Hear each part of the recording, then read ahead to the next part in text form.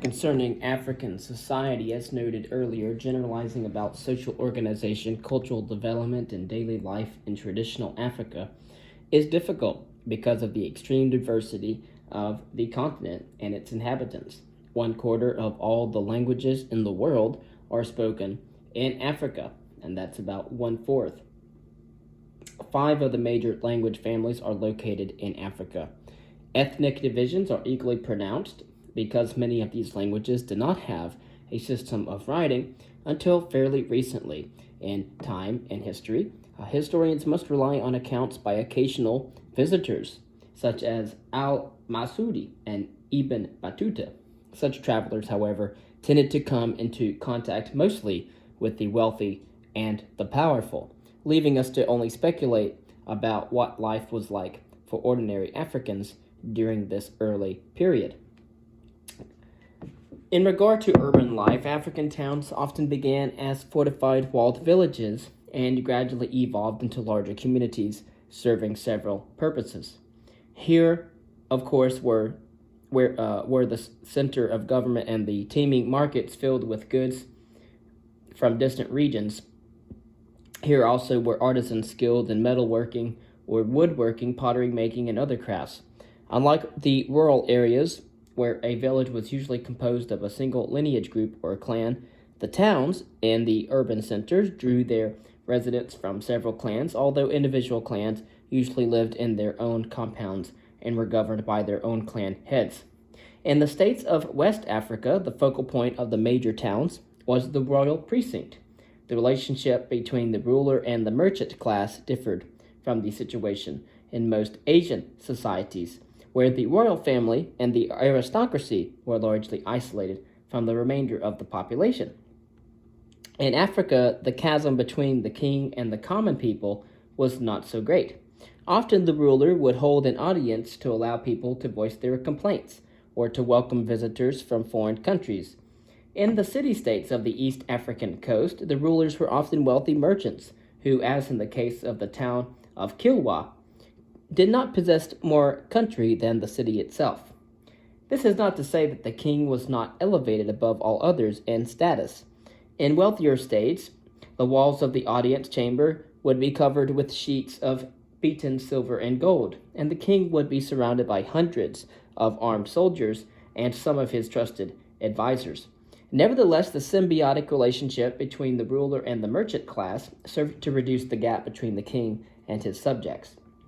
The relationship was mutually beneficial, however, since the merchants received honors and favors from the palace, while the king's coffers were filled with taxes paid by the merchants.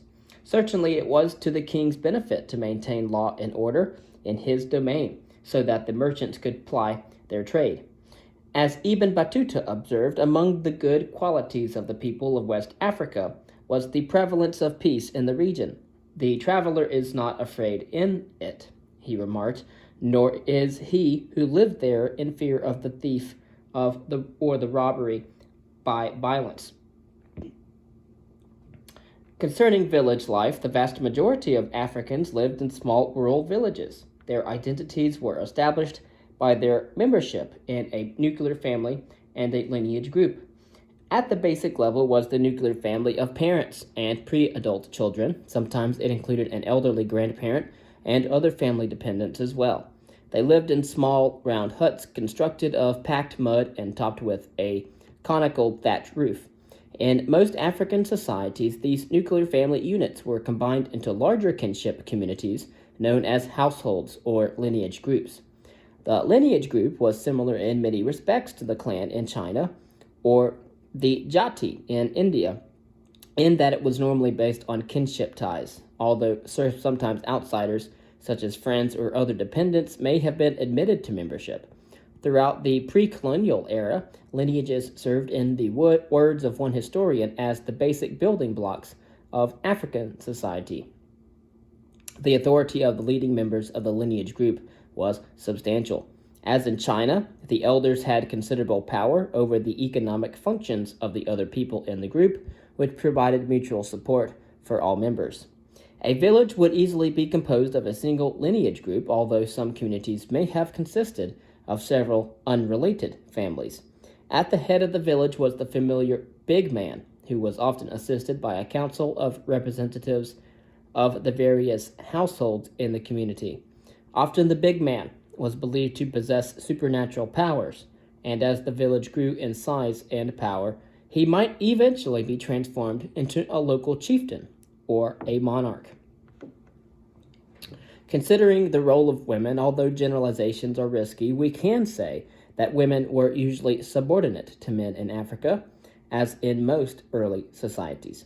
In some cases, they were valued for the work they could do or for the role in increasing the size of the lineage group. Polygamy was not uncommon, particularly in Muslim societies. Women often worked in the fields, while the men of the village tended the cattle or went on hunting expeditions. In some communities, the women specialized in commercial activities. In one area in southern Africa, young girls were sent into the mines in order to extract gold because of their smaller physiques.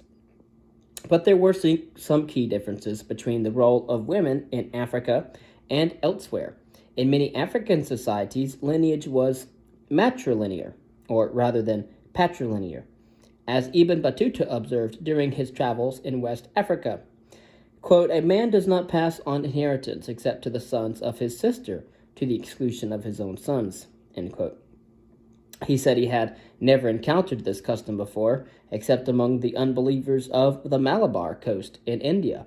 Women were often permitted to inherit property, and the husband was often expected to move into his wife's house.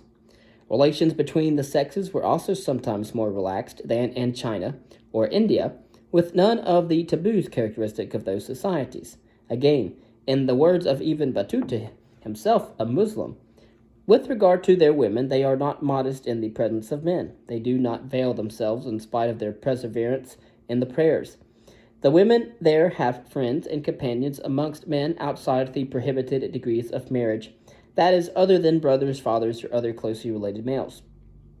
Likewise, for the men, there are companions from among women outside the prohibited degrees.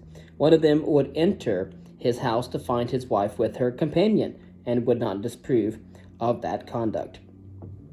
And so, when Ibn Battuta asked an African acquaintance about these customs as a Muslim, the latter responded, "Women's companionship with men in our country is honorable and takes place in a good way. There is no suspicion about it. They are not like the women in your country." Ibn Battuta noted his astonishment at such a thoughtless, as he thought, answer, and did not accept further invitations to visit his friend's house. Such informal attitudes toward the relationship between the sexes, however, were not found everywhere in Africa and were probably curtailed as many Africans converted to Islam. But it is a testimony to the tenacity of traditional customs that the relatively puritanical views about the role of women in society brought about by Muslims from the Middle East made little impression even among Muslim families in West Africa. Concerning slavery, African slavery is often associated with the period after the year 1500. Of course, after the New World was discovered, after you had the triangular trade and the Columbian Exchange. But indeed, the slave trade did reach enormous proportions in the 17th and 18th centuries, when European slave ships transported millions of unfortunate victims abroad to Europe or the Americas, which we will discuss later. Slavery did not originate, however, with the coming of the Europeans. It had been practiced in Africa indeed since ancient times, and probably originated when prisoners of war were forced into perpetual servitude. And so slavery was common even in ancient African society and in ancient Egypt as well. For example, became especially prevalent during the New Kingdom when slaving expeditions brought back thousands of captives from the Upper Nile to be used in labor gangs for tribute and even as human sacrifices. Slavery persisted during the early period of state building, well past the 10th century. Berber tribes may have regularly raided agricultural communities south of the Sahara for captives who were transported northward and eventually sold throughout the Mediterranean. Some were enrolled as soldiers, while others, often women, were put to work as domestic servants in the homes of the well-to-do. The use of captives for forced labor or exchange was apparently also common in African societies farther to the south and along the eastern coast. Life was difficult for the average slave. At the least fortunate were probably those who worked on plantations owned by the royal family or other wealthy landowners. Those pressed into service as soldiers were sometimes more fortunate, since in Muslim societies in the Middle East, they might at some point win their freedom. Many slaves were employed in the royal household or as domestic servants in private homes. In general, these slaves probably had the most tolerable existence. Although they ordinarily were not permitted to purchase their freedom, their living conditions were often decent and sometimes practically indistinguishable from those of the free individuals in the household. In some societies in North Africa, slaves reportedly made up as much as 75% of the entire population. Elsewhere, the percentage was much lower, in some cases less than 10%.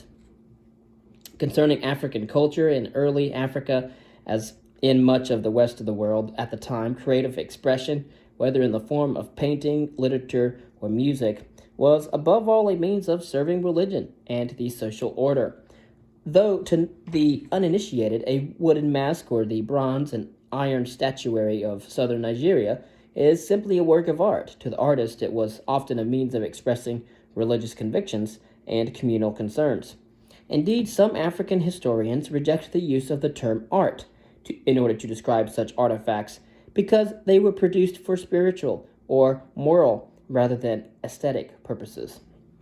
And as you can see, our modern society has a different conception of what art is, in comparison to many other cultures that have existed before our time that tied art with and literature, as well as music, to religious ideas.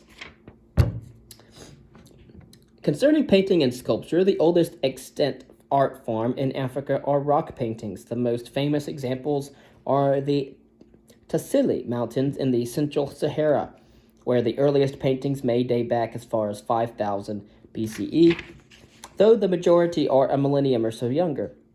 Some of the latter paintings depict the two-horse chariot used to transport goods prior to the introduction of the camel.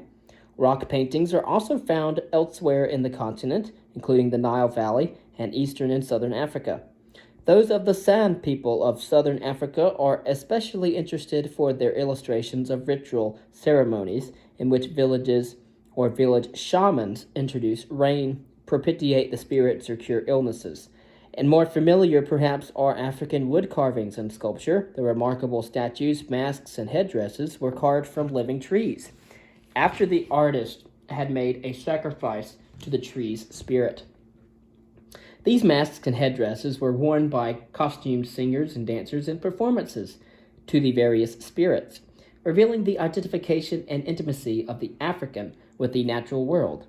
In Mali, for example, the 3-foot-tall Chihuahua headdress, one female, the other male, expressed meaning in performances that celebrated the mythical hero who had introduced agriculture. In the 13th and 14th centuries, metal workers at Ife, in what is now southern Nigeria, produced handsome bronze and iron statues using the lost wax method, in which melted wax in a mold is replaced by molten metal. The Ife sculptures may in turn have influenced artists in Benin in West Africa, who produced equally impressive works in bronze during the same period of time.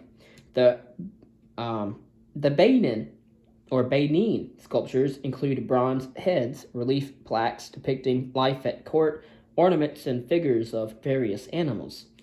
Westerners once regarded African wood carvings and metal sculpture as a form of what they called primitive art, but the label is not appropriate. The metal sculpture of Benin, for example, is highly sophisticated, and some of the best works are considered masterpieces in their own right. Such works were often created by artists in the employ of the royal court.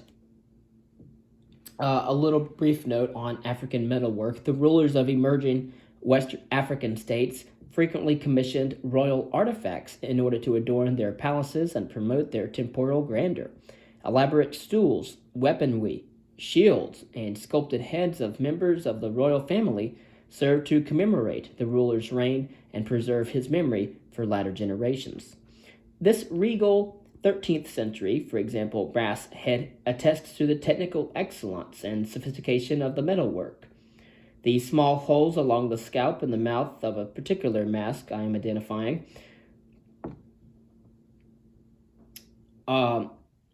they permit either hair, a veil, or a crown to be attached to the head, which itself was often attached to a wooden mannequin dressed in elaborate robes in order for display during memorial services. Concerning music, like sculpture and wood carving, African music and dance often served a religious function. With their characteristic heavy rhythmic beat, dances were a means of communicating with the spirits, and the frenzied movements that are often identified with African dance were intended to represent the spirits acting through humans. African music during the traditional period varied from one society to another. A wide variety of instruments were used, including drums and other percussion instruments, xylophones, bells, horns, and flutes. Stringed instruments like the fiddle, harp, and still, the music throughout the continent had sufficient common characteristics in order to justify a few generalizations. In the first place, a strong rhythmic pattern was an important feature of most African music, although the desired effect was achieved through a wide variety of means, including gourds, pots, bells, sticks beaten together, and hand clapping, as well as drums. Another important feature of African music was the integration of voice and instrument into a total musical experience. Musical instruments and the human voice were often woven together in order to tell a story, and instruments such as the famous talking drum were often used in order to represent the voice. Choral music and individual voices were frequently used in a pattern of repetition and variation, sometimes known as a call and response.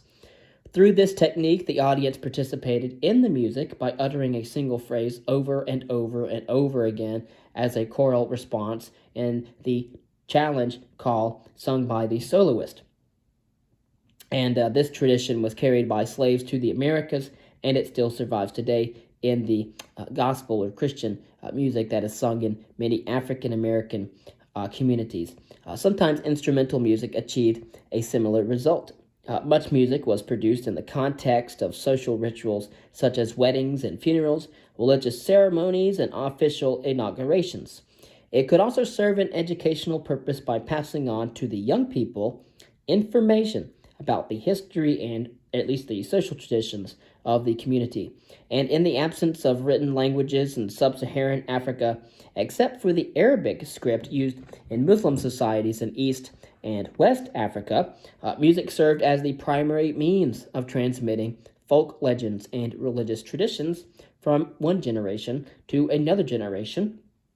Oral tradition, which was usually undertaken by a priestly class or a specialized class of storytellers, served a similar function in a world filled with many influenced by Islamic culture with no written language. Concerning architecture, no aspect of African artistic creativity is more varied than architecture. From the pyramids along the Nile to the ruins of Great Zimbabwe south of the Zambezi River, from the Moorish palaces at Zanzibar to the turreted mud mosques of West Africa, African architecture shows a striking diversity of approach and technique that is unmatched or unparalleled in any other areas of creative endeavor. The earliest surviving architectural form found in Africa is the pyramid. The kingdom of Meroe apparently adopted the pyramidal form from Egypt during the last centuries of the first millennium BCE. Although used for the same purpose as their earlier counterparts at Giza, the pyramids at Meroe were distinctive in style. They were much smaller and were topped with a flat platform rather than rising to a point. Remains of temples with massive carved pillars at Meroe also reflect Egyptian influence. Farther to the south, the kingdom of Aksum was developing its own architectural traditions. Most distinctive were the carved stone pillars known as stelae, or in the singular, stela, that were used in order to mark the tombs of dead kings. Some stood as high as 100 feet. The advent of Christianity in Africa eventually had an impact on Exumite culture and architecture. During the Zagwe dynasty, churches carved out of solid rock were constructed throughout the country. The earliest may have been built in the 8th century CE. Stylistically, however, they combined indigenous techniques inherited from the pre-Christian period with elements borrowed from Christian churches in the Holy Land. In West Africa, buildings constructed in stone were apparently a rarity until the emergence of states during the first millennium CE. At that time, the royal palace, as well as other buildings of civic importance, were often built of stone or cement, while the houses of the majority of the mass population continued to be constructed out of dried mud.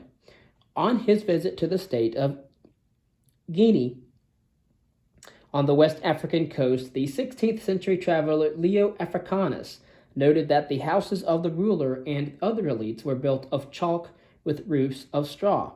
Even then, however, well into the state-building period, mosques were often built of mud. Again, along the east coast, the architecture of the elite tended to reflect Middle Eastern styles. In the coastal towns and islands from Mogadishu to Kilwa, the houses of the wealthy were built of stone and reflected Arabic influence. As elsewhere, the common people lived in huts of mud, thatch, or palm leaves. Mosques were normally built of stone. The most famous stone buildings in sub-Saharan Africa are those at Great Zimbabwe. Constructed without mortar, the outer wall and public buildings at Great Zimbabwe are an extremely impressive monument to the architectural creativity of the peoples of the region. Again, let us talk about an example, the mosque at Djenné in Mali. With the opening of the gold fields south of Mali in present-day Ghana, Djenné became an important trading center for gold. It is easy to distinguish the distinctive mosque made of unbaked clay without reinforcements. The projecting timbers often are easy access for repairing the mud exterior, as was regularly required. The mosque was built in the 14th century and has since been reconstructed since that time. Concerning Islamic, I guess you could say African literature before and after the entrance of Islam into the continent, literature in the sense of written works did not exist in sub-Saharan Africa during the early traditional period, except in regions where Islam, again, had brought the Arabic script from the Middle East. But African societies compensated for the absence of a written language with a rich tradition of oral lore. The bard, a professional storyteller, was an ancient African institution by which history was transmitted orally from generation to generation. In many West African societies, bards were highly esteemed and served as counselors to kings as well as protectors of local tradition.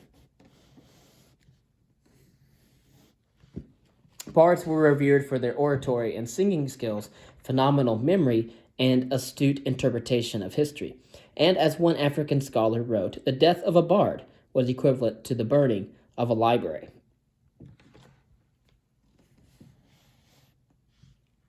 Bards served several necessary functions in society. They were chroniclers of history, preservers of social customs and proper conduct, and, of course, entertainers who possessed a monopoly over the playing of several musical instruments which accompanied their narratives.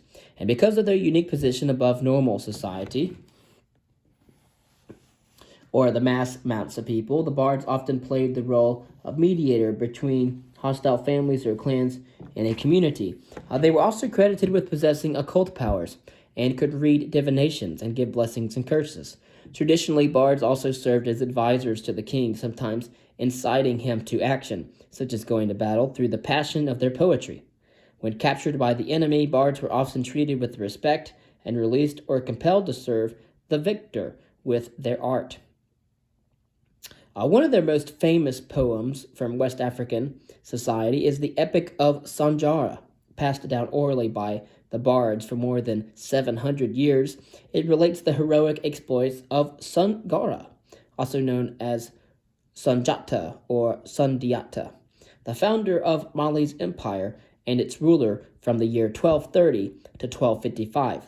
Although Mansa Musa is famous throughout the world because of his flamboyant pilgrimage to Mecca in the 14th century, Sanjara, or Sangara, is more celebrated in West Africa because of the dynamic and unbroken oral traditions of the West African peoples. Again, the bard was a professional storyteller in ancient African society. It was an ancient African institution by which their assumed history was transmitted orally from generation to generation. The death of a bard was equivalent to the burning of a library, and so they had to have phenomenal oratory skills, memory, as well as an astute interpretation as well.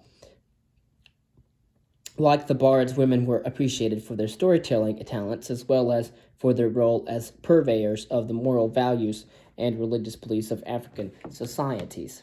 In societies that lacked a written tradition, women represented the glue that held the community together.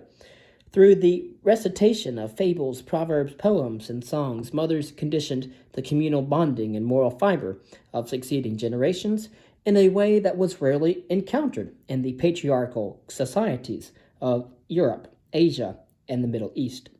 Such activities were not only vital aspects of education in traditional Africa, but also offered a welcome respite from the drudgery of everyday life and a spark in order to develop the imagination and artistic awareness of the young.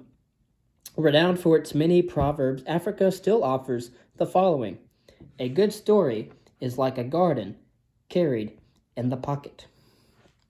Concerning early Africa from 900 to 9,000 to 5,000 BCE, we have the origins of agriculture in Africa. Around 5,000 BCE, we have the drying up of the Sahara starting. Around 1070 BCE to 350 BCE, the kingdom of Kush thrives in Nubia. Around the 6th century BCE, the Iron Age starts in Africa. Early Africa, in the first millennium BCE, we have the beginning of the Sub-Saharan trade. In 300 BCE, we have the rise of the Moro culture.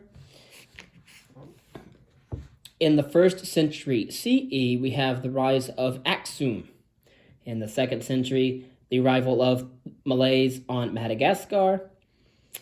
In the early centuries CE, we have the arrival of the Bantu in East Africa. The 4th century, we have the conquest of Moro by Aksum. And in the 5th century, the origins of the state of Ghana. In the year 641, Arabs take over the lower Nile Valley. In the first millennium, we have the development of Swahili culture. In the 7th century, the spread of Islam across all of North Africa. In the 9th century, the spread of Islam in the Horn of Africa. In the 12th century, we have finally the decline of the state of Ghana, and then at least in early Africa. And then from 1100 to around 1450, we have the kingdom of Zimbabwe. And then in 1150, the establishment of Zagwe dynasty in Ethiopia, and then ending in 1250 with the rise of Mali, the state of Mali. Next, we will discover the expansion of civilization in South and Southeast Asia.